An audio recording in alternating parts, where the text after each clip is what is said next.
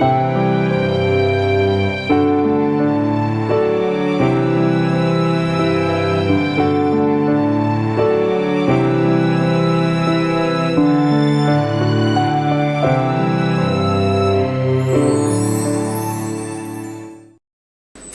ជម្រាបសួរអាដាម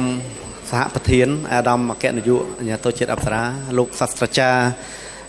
បេឈូជាលេខាធិការអចិន្ត្រៃយ៍នៃគណៈកម្មការ ICC ព្រមទាំងលោកជំទាវ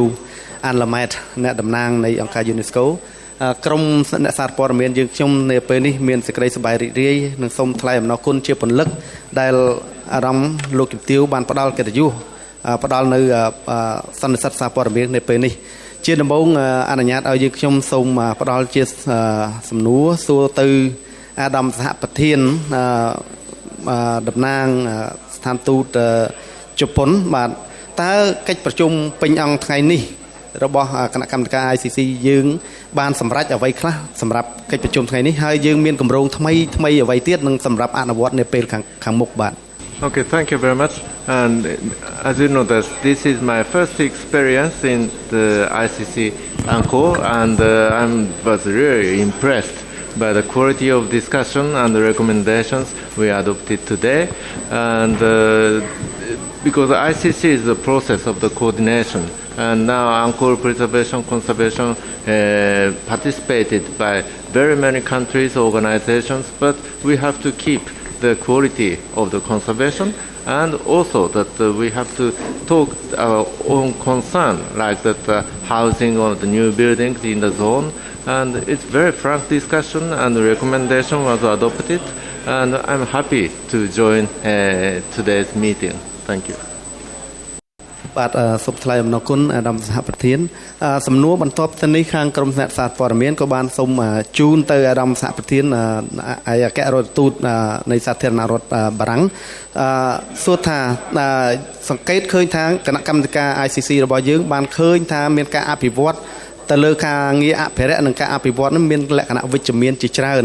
ដូច្នេះតើការងារអ្វីទៅដែលជាការងារដែលមានការអភិវឌ្ឍបែបវិជ្ជមានជាច្រើននោះបាទ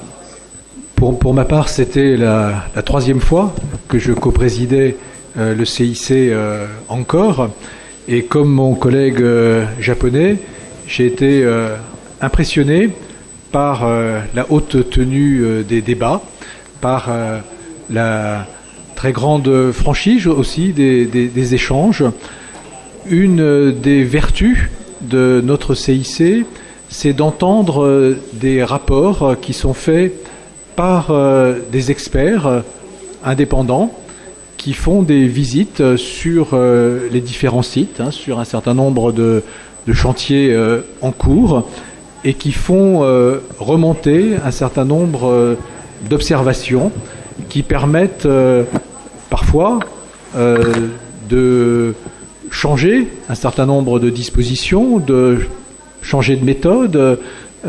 d'améliorer les techniques utilisées. Donc nous avons eu cette discussion sur différents sites, vous les retrouverez dans les recommandations, mais par rapport aux précédentes éditions du CIC auxquelles j'ai participé, j'ai trouvé que les échanges étaient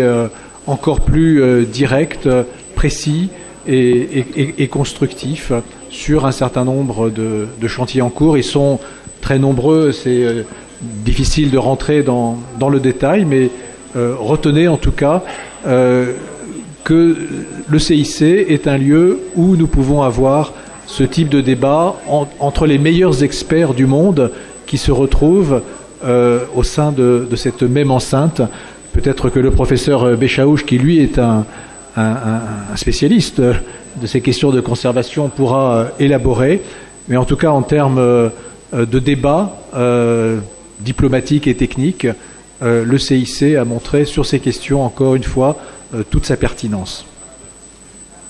បាទសូមថ្លែងអំណរគុណនឹងជាបន្តនេះក៏សូមជូនជាសំណួរជូនទៅដល់អាដាមអគ្គនាយក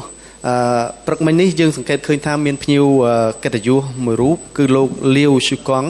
អនុប្រធាននៃរដ្ឋបាលបេតិកភណ្ឌចិនដែលលោកបានបង្ហាញនៅភាពសប្បាយរីករាយដែលខាងភាគីចិនបានចូលរួមក្នុងកិច្ចការងារអភិរក្សនិងជួសជុលប្រាសាទនៅក្នុងតំបន់អង្គរសូមជំរាបសួរអាដាមថាតើភាគីចិនបានត្រៀមធ្វើការជួសជុលអ្វីខ្លះនៅប្រាសាទណាខ្លះក្នុងពេលឆាប់ៗនេះបាទខ្ញុំសូមជម្រាបថាលោកលាវស៊ូកាំងគឺគាត់ជាតំណាងមន្ត្រីជាន់ខ្ពស់នៅក្នុងស្ថាប័នបេតិកភណ្ឌរបស់ប្រទេសចិន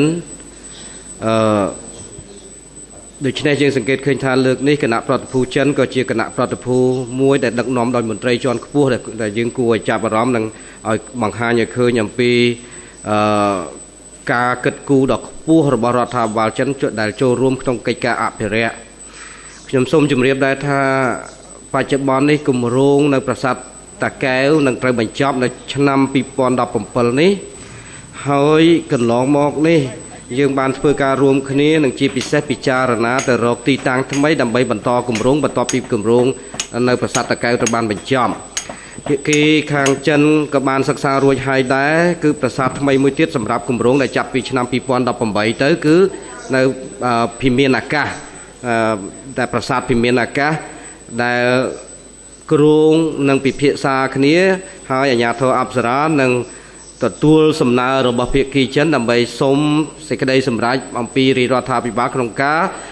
រួមសហការជាមួយបន្តរួមសហការជាមួយភាគីចិនក្នុងការជួសជុលប្រាសាទភិមានអាកាសជាមួយគ្នាដែរក្នុងសន្ទរកថារបស់លោកលាវព្រឹកមិញនេះលោកក៏បានអះអាងយ៉ាងច្បាស់លាស់បន្ថែមទៀតអំពីការសម្រេចចិត្តថ្មីមួយរបស់ស្ថាប័នអភិរក្សរបស់ប្រទេសចិនគឺការសិក្សាស្រាវជ្រាវជំហានដំបូងមុននឹងឈានទៅដល់ការជួសជុលប្រាសាទបេងមាលាដូច្នេះខ្ញុំក៏បានមានជំនួបដោយឡែកជាមួយគណៈប្រតិភូរបស់ចិនដែរហើយយើងបានឯកភាពគ្នានឹងបង្កើតការងារក្រុមការងារចម្រុះមួយរវាងអាជ្ញាធរអប្សរានិងស្ថាប័នអភិរក្សរបស់ចិនដើម្បីធ្វើការសិក្សាជំហានដំបូងទៅលើប្រាសាទបេងមាលាដើម្បីឈានឆ្ពោះទៅការកិច្ចសហការជួសជុលសូមអរគុណបាទសូមថ្លែងអំណរគុណសំណួរជាបន្ទាប់គឺបានសូមជូនទៅលោកសាស្ត្រាចារ្យបេសាអ៊ូសលោកសាស្ត្រាចារ្យបានលើកឡើងអំពីសារៈសំខាន់នៃផែនទីហានិភ័យហើយផែនទីហានិភ័យនេះគឺមានបានអនុវត្តកន្លងមកហើយដែរនៅអាជ្ញាធរជាតិអប្សរារបស់យើងនេះសំណួរសូមសួរថាតើផែនទីហានិភ័យមានសារៈសំខាន់អ្វីខ្លះជាចម្បងក្នុងកិច្ចការងារអភិរក្សនិងអភិវឌ្ឍរមណីយដ្ឋានអង្គរបាទ Permettez-moi, la carte des risques, nous ne pouvons pas l'envisager si on ne rappelle pas que l'autorité nationale Apsara et donc le Cambodge, puisqu'elle est l'autorité et l'émanation du gouvernement royal, a une vision. On ne fait pas une carte des risques comme on fait n'importe quoi. Si on adopte la méthodologie de la carte des risques, cela veut dire qu'on a une vision. Et cette vision, c'est que c'est un site du patrimoine mondial parmi les plus importants. Et comme ça a été dit par nos deux co-présidents, une des grandes chances sur laquelle il faut insister pour le Cambodge, c'est que ce qui se déroule actuellement à Angkor, c'est unique au monde. Il faut vraiment, permettez-moi, moi je suis votre grand frère, je suis étonné que les gens ne parlent pas de ça. C'est le seul endroit au monde où vous avez les meilleurs archéologues, les meilleurs architectes, les meilleurs spécialistes en ce qui concerne le patrimoine. C'est quand même un grand honneur, un grand privilège pour le Cambodge. Et il faut le dire, il faut que la presse, permettez-moi, les médias, disent à la population, vous devez être fiers de ça. Vous avez une campagne internationale unique et un organe, grâce à la France et au Japon et à l'UNESCO, qui a été mis en place à la demande du gouvernement royal et qui marche. C'est pas seulement ça existe, ça marche. Monsieur le co-président pour la France vous a dit, et c'est la troisième fois qu'il préside, ça fait la troisième année, eh bien, il vous dit qu'il y a une évolution et des aspects très positifs. Et la carte des risques, c'est exactement un outil pour, pas seulement le CIC, c'est pour l'autorité nationale Apsara, pour que tous les problèmes, carte des risques, les monuments. Qu'est-ce que les monuments risquent à l'avenir après l'eau? Quels sont? C'est très important, l'eau. Quelquefois, vous pouvez dire, ce monument, je ne le restaure pas, il doit attendre. Est-ce que vous pouvez dire à la population, nous n'avons pas d'eau?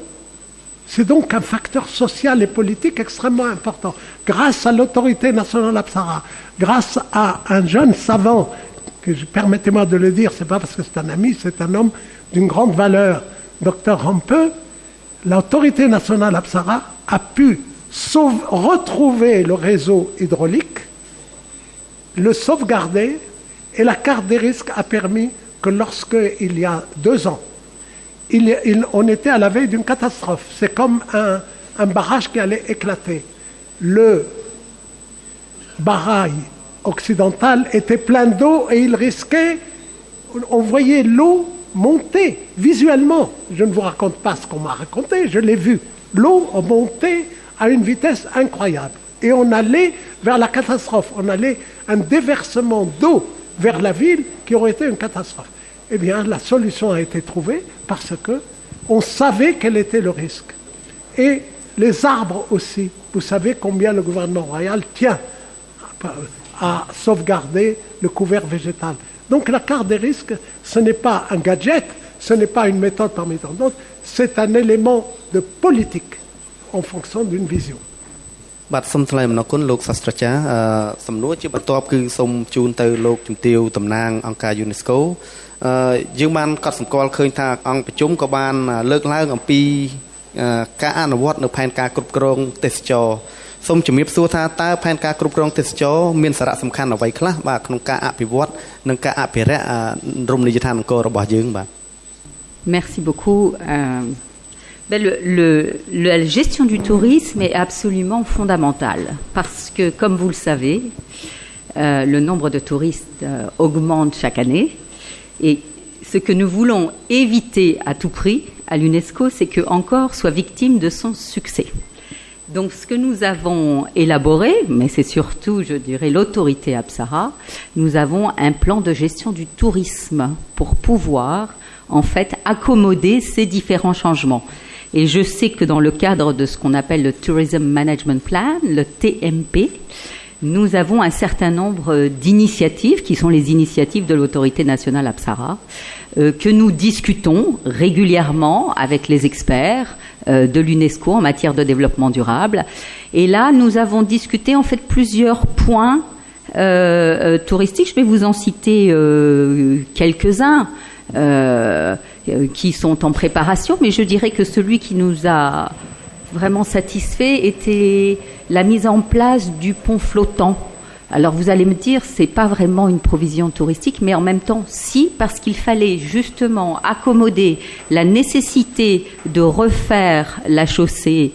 centrale d'Angkor Wat et de pouvoir continuer à accueillir les touristes, toujours plus nombreux, dans de bonnes conditions. Et je dois dire que la solution qui a été discutée, adoptée et mise en œuvre est très satisfaisante. Donc là, je dois dire que du point de vue de l'aménagement touristique, même si nous en demandons toujours plus, nous sommes assez satisfaits de ce qui a été fait. Merci. Vous ne m'avez pas posé la question, mais je vais vous donner les impressions rapide sur 3 points qui me paraissent importants et qui ont été débattus lors de ce CIC. Le premier concerne les constructions qui se multiplient dans les zones 1 et 2 qui demandent certainement un dialogue renforcé entre l'autorité nationale Apsara et les autorités locales parce que ces constructions interviennent dans des zones qui sont extrêmement proches des temples. Donc ça demande un dialogue avec toutes les parties prenantes. C'est un sujet qui est complexe, sensible, parce qu'il touche à beaucoup d'intérêts, mais c'est un débat qui doit avoir lieu parce qu'il est en rapport avec l'intégrité du site. Le deuxième point qui a été évoqué concerne certains développements qui interviennent sur le mont Koulen, qui relèvent plus des évolutions intervenant sur l'environnement et qui demandent là aussi, parce que c'est un lieu extrêmement important, non seulement sur le plan archéologique ou religieux, mais sur le plan environnemental. Et nous avons entendu une communication qui montre que ce dossier doit recevoir aussi une attention prioritaire des autorités compétentes. Et le troisième, enfin, qui a fait l'objet du débat général de cet après-midi, concerne le nouveau système de billetterie qui a été mis en place depuis plus d'un an. Ce CIC a été l'occasion d'entendre des explications de la part des responsables de Encore Enterprise, qui gère la billetterie, sur la manière dont le système fonctionne, quelles sont les améliorations qu'on peut apporter à ce système qui est encore jeune et qui doit donc pouvoir évoluer, et quels sont aussi les services supplémentaires qui peuvent être proposés en échange de cette augmentation des tarifs qui va intervenir dans quelques jours. Donc ça a été considéré comme un débat extrêmement bienvenu et utile sur une question qui intéresse beaucoup de monde. Merci. បាទសូមថ្លែងអំណរគុណជាពលិកដល់អាដាមសហប្រធានយើងមានសំណួរចុងក្រោយមួយទៀតបាទសូមជូនអាដាមអគ្គនាយកបាទសំណួរដែលបានបង្ហាញឃើញថាអង្គប្រជុំរបស់យើងនឹងមានបានបង្ហាញអំពីចំណុចវិជ្ជមាននៃធនធានមនុស្សរបស់អាជ្ញាធរជាតិអប្សរាជាពិសេសការដ្ឋានការងារជួសជុលជាច្រើនក្នុងពេលបច្ចុប្បន្ននេះបានរៀបចំនឹងដឹកនាំទៅដោយអ្នកជំនាញជាតិដូច្នេះក្នុងនាមអាដាមជាអគ្គនាយកនៃស្ថាប័ននេះសូមអាដាមមានចំណាប់អារម្មណ៍បាទសូមអរគុណជាការពិតណាស់ទាំងអង្គការ UNESCO ទាំងបណ្ដាប្រទេសនៅជុំវិញប្រទេសកម្ពុជាបាននឹងកំពុងទទួលស្គាល់អំពីជំនាញភាពជំនាញរបស់អ្នកជំនាញកម្ពុជាយើងតែជាពិសេសទៅលើជំនាញជួសជុលជំនាញអភិរក្សថ្មនិងជំនាញផ្នែកគេហៅថាបង្ការតែគឺយើងឥឡូវនេះជំនាញកម្ពុជាយើងនៅក្នុងតំបន់អាស៊ីអាគ្នេយ៍និយាយដល់ឡែកនេះគឺអាចនិយាយបានថាឈានខ្ពស់ជាងគេកិច្ចសហប្រតិបត្តិការដែលយើងមានកម្រិតជាតិកម្រិតអន្តរជាតិឈានទៅរកចំណុចមួយដែលមានលក្ខណៈស្មើភាពគ្នាទាំងកម្រិតផ្នែកថវិកានិងទាំងកម្រិតផ្នែកជំនាញពេលខ្លះនៅការដ្ឋានខ្លះខ្ញុំអាចនិយាយបានថាទាំងកម្លាំងពលករទាំងកម្លាំងជំនាញផ្នែកស្ថាបត្យកម្មផ្នែកវិស្វកម្មក៏ដូចជាបុរាណវិទ្យាគឺដឹកនាំទៅដោយក្រុមជំនាញការខ្មែរយើងទាំងអស់នេះគឺជាមោទនភាពមួយដែលកើតចេញអំពីកិច្ចខិតខំប្រឹងប្រែងជាពិសេសក្រោមការសិក្សារៀនសូត្របន្ថែមផងពីដៃគូបរទេសរបស់យើងរយៈពេលជាង20ឆ្នាំរបស់អាជ្ញាធរអប្សរានេះដែលនាំឲ្យយើងទទួលបានកម្រិតជំនាញបែបនេះហើយជាគោលនយោបាយរួមរបស់អាជ្ញាធរអប្សរានឹងបន្តពង្រឹងកម្រិតជំនាញបន្តទៀតតាមរយៈការបណ្ដុះបណ្ដាលកម្រិតជាតិក៏ដូចជាការសហការជាមួយនឹងដៃគូអន្តរជាតិនានាទៅលើគ្រប់ជំនាញដែលវាមានសារៈសំខាន់សម្រាប់កិច្ចការអភិរក្សនិងការអភិវឌ្ឍតំបន់អង្គរនេះសូមអរគុណ Permettez-moi parce que c'est quelque chose d'important. Il y a un signe auquel il faut donner toute son importance, c'est que dans son message, Son Excellence, Dr Sokan, vice-premier ministre, président de l'autorité Apsara, étant empêché et n'ayant pas assisté, il ne pouvait pas, comme d'habitude, comme il le fait depuis tant d'années, analyser l'ordre du jour, donner des orientations, etc. Mais je trouve que c'est très important que dans son message, la chose qu'il a mise en exergue, une seule chose, les instructions à l'autorité Apsara et un signe à nos chers coprésidents et à la communauté internationale, la formation. Il a dit, je suis très heureux de voir que dans l'ordre du jour, combien il y a de jeunes Cambodgiens qui vont parler, qui ont parlé, eh bien, je suis très heureux, je suis satisfait, et cela veut dire qu'il faut renforcer la formation. Je crois que c'est très important de montrer qu'il y a une vision, je répète, il y a une vision du président de l'autorité nationale Apsara. L'Apsara, ce n'est pas de l'improvisation. L'Apsara, c'est une politique qui est mise en œuvre en fonction d'un programme.